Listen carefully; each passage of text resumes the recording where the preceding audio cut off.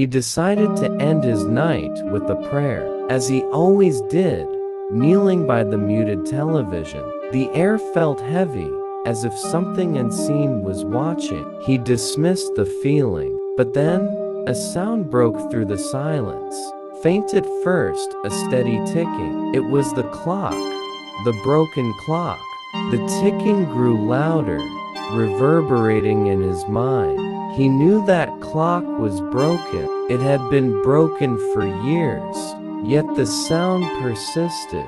The temperature in the room dropped, an unnatural chill settling over him. In the middle of a Texas summer, the air had turned frigid. Frustrated and unnerved, he made his way across the living room to the light switch, each step weighed down by the oppressive cold. Something wasn't right. The ticking echoed in his mind, but the shadows, there was something about the shadows. As he neared the switch, a feeling overcame him. He was being watched. He turned slowly, his heart racing. There, at the end of the hallway, stood a figure, tall, dark, featureless. His form was like a shadow, but it was solid.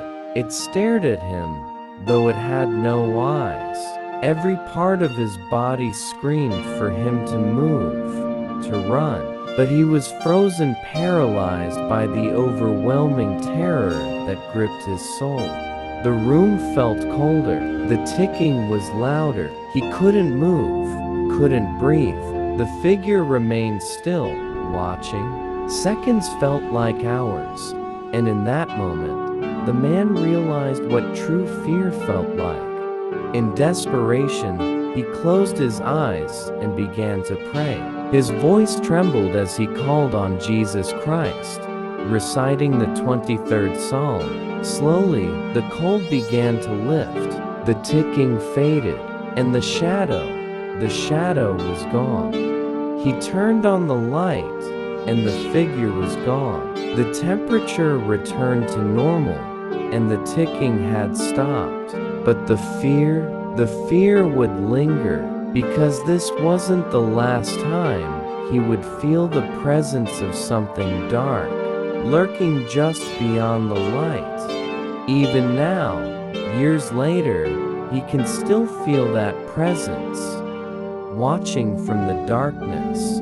And when the clock begins to tick again, he knows that it's not broken, it's a warning.